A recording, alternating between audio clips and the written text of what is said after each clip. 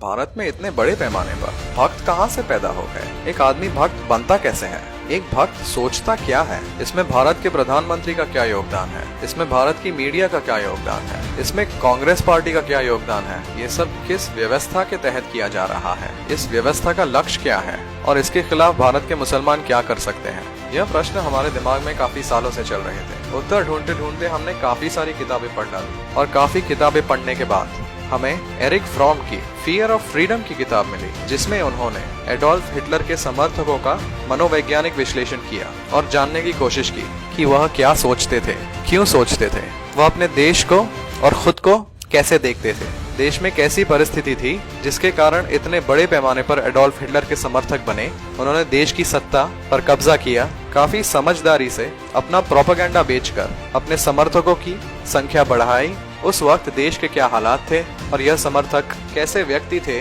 वह दुनिया को कैसे देखते थे, यह सारी चीजों का विश्लेषण किया। और यह विश्लेषण भारतवर्ष पर कैसे लगाया जा सकता है, कैसे एक एक करके भारत में भी यही प्रयोग किया जा रहा है, यह सारी चीजों का पर्दाफाश आज हम यह वीडियो में करेंगे। सत्यमेव जयते यूट्यूब चैनल में आपका स्वागत है। इस वीडियो में हम बात करेंगे देश की परिस्थिति 2014 के इलेक्शंस के पहले कैसी थी, इसमें गरीब लोग क्या सोचते थे, इससे मध्यम वर्ग और अमीर लोग क्या सोचते थे, किन आशाओं के आधार पर भाजपा की सरकार चुन के आई, यह सब चीजें तो आप मोटा मोटी जानते होंगे।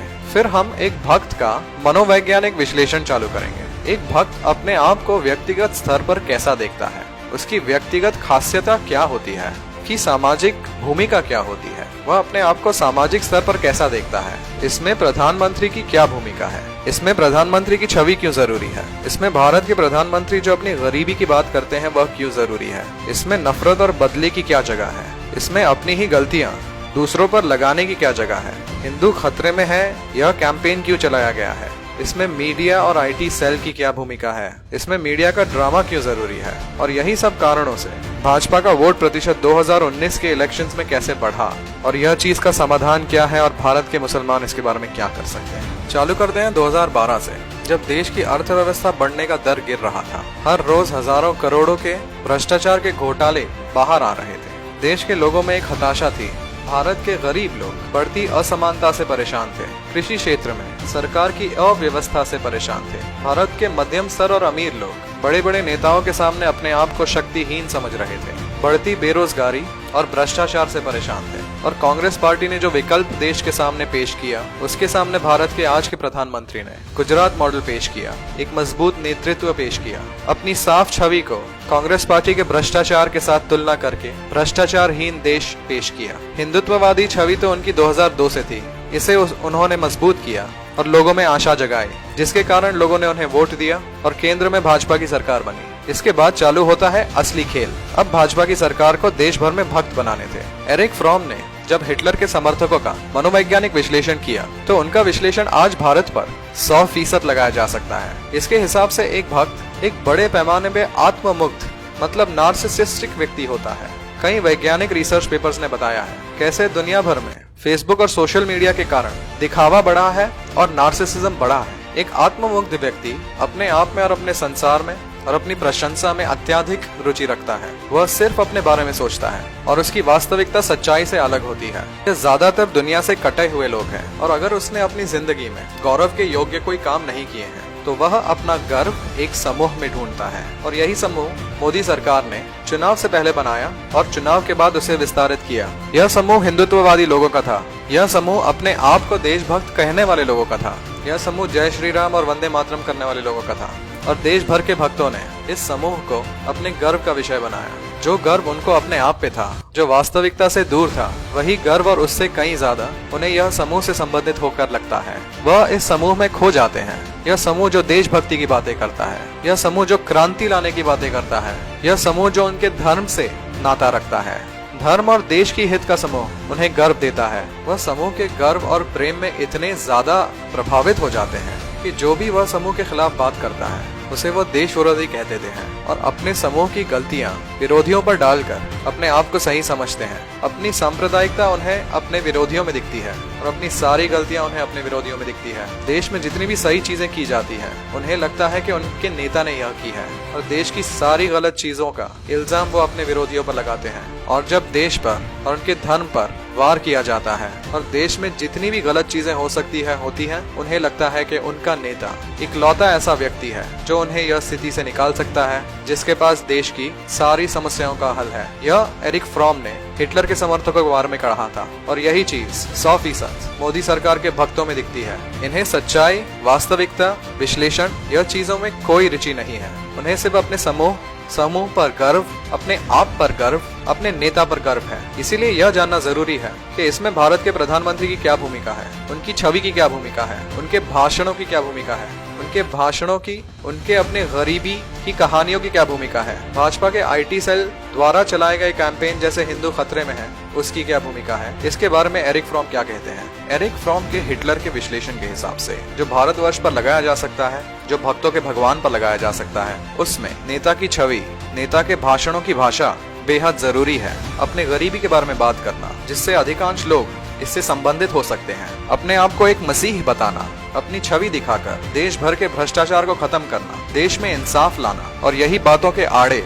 पीड़ित मुसलमानों को अपनी जगह दिखाना, लोगों के दिल के छुपे नफरतों को बाहर लाकर उसका नंगा प्रचार करना, यही चीज हिटलर ने की और यही चीज आज भारत में की जा रही है। इससे वास्तविकता कितनी ही दूर हो, इससे सच्चाई कितनी ही दूर हो, नेता अपनी ऐसी छवि बनाना चाहते हैं जिसे गरीब लोग संबंधित कर पाएं, वह गरीबों की भाषा बोलें, वह अपने आप को देश का मसीहा बताएं, अपने भक्तों का समर्थन मजबूत करें और अपने भाषणों को भारत माता की जय और वंदे मातरम से शुरू करके इस तरीके से इस्तेमाल करें कि जो भी भक्त उधर आता है, उनके भाषणों को सुनता है, उनके समर्थन को देखता है, वह अचंभित हो जाता है, वह अपना गर्व उस समूह में ढूंढता है और उसकी भक्ति ज्यादा मजबूत हो जाती है। इसीलिए भारत के प्रधानमंत्री के भाषण इन्हीं भावनाओं से भरे होते हैं और एक भक्त जो अपनी जिंदगी में जिस गर्व की तलाश करता है, वह गर्व उसे उस समूह में मिलता है। उसे लगता है कि यही एक नेता है जो देश भर की समस्याओं का हल करेगा, जो देश भर के भ्रष्टाचार को खत्म करेगा, जो देश और धर्म का हित चाहता है,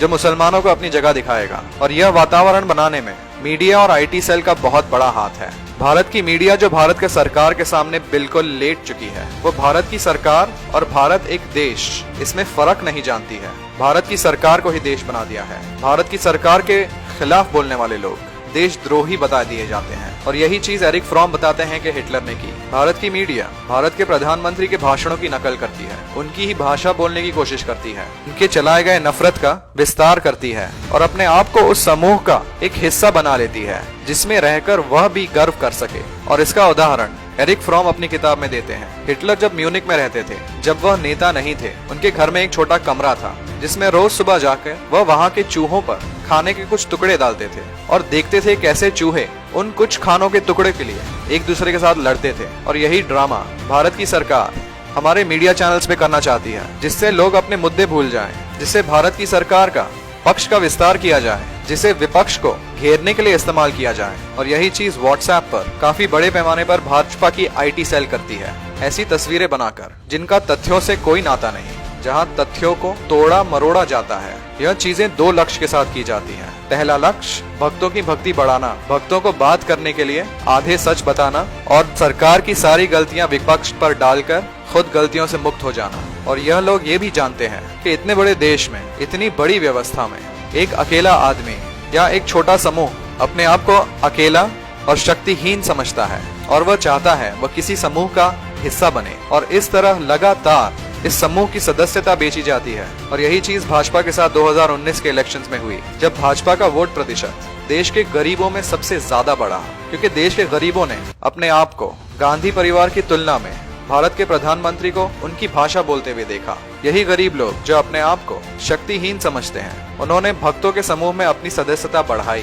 ताकि वही गर्व जो वह अपनी जिंदगी में देखना चाहते हैं, जो वास्तविकता से वह देख नहीं पाते, वही गर्व उन्हें उस समूह की सदस्यता से मिलता है। उनकी सच्चाई कुछ भी हो, उनकी गरीबी कैसी भी हो, यह चीजें देखकर वो खुश हो जाते हैं। और भाजपा का वोट प्रतिशत गरीबों में 24% से बढ़कर 36% हो गया, क्योंकि 2019 के इलेक्शंस में भाजपा अपना काम नहीं बेच रही थी, वह गर्व बेच रही थी। और इसीलिए जब गर्व की बात आती है तो किसी भी भक्त के सामने आप बात करें, वास्तविकता की बात करें, सच्चाई की बात करें, तथ्यों की बात करें, विश्लेषण की बात करें, उसे यही लगता है कि आप उसके नेता पर आक्रमण कर रहे हैं, आप उसके गर्व पर आक्रमण कर रहे हैं।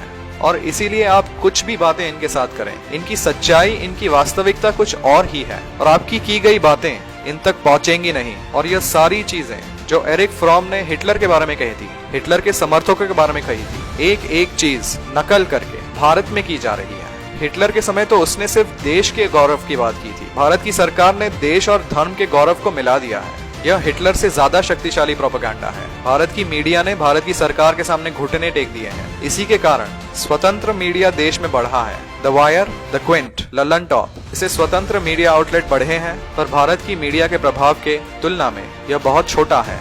और इसके लिए एरिक फ्रॉम एक समाधान भी बताते हैं। एरिक फ्रॉम कहते हैं कि सिर्फ इंसानियत और आधुनिक सोच के बल पर इस प्रोपेगेंडा को हराया जा सकता है। भारत के मुसलमान ज्यादा से ज्यादा अपने सोशल मीडिया का इस्तेमाल करें, इंसानियत की बातें करें। भारत के मुसलमानों का प्रताड़न जो किया जा रहा है उसे इंसानियत के दृष्टिकोण से प्रस्तुत करें, क्योंकि आप अगर अपनी धर्म के लोगों की प्रताड़न की बात करेंगे तो सामने वाला भी अपने धर्म की बात करेगा और फिर बात गौरव पे आ जाएगी। और जो आप उन्हें बताना चाहते हैं, जो बात उन तक पहुंचाना चाहते हैं, वह पहुंच नहीं पाएगी। इंसानियत की बात करें, इंसानियत के दृष्टिकोण से अपनी बात प्रस्तुत करें। ज्यादा से ज्यादा पढ़े लिखे मुसलमान YouTube चैनल चालू करें, अपनी बात मुसलमानों तक और देश की जनता के सामने प्रस्तुत करें और आधुनिक सोच के बल पर, तथ्यों के बल पर, विश्लेषण के बल पर अपनी बात रखें। अब जब भारतीय मीडिया भारत की सरकार के सामने लेट चुकी है और स्वतंत्र मीडिया आउटलेट बहुत कम है, भारत को, मुसलमानों को यह काम बढ़कर करना होगा, बड़े पैमाने पर करना होगा। और वह मुसलमान भाई और बहन जिनके पास यह साधन है, वह यह काम जरूर करें। इंसानियत और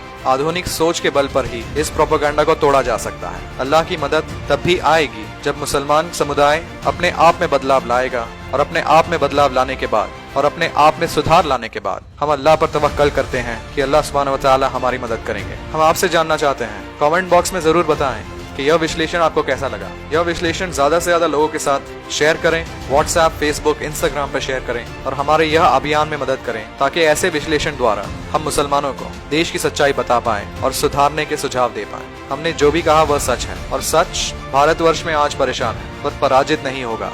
सत्यमेव जयते।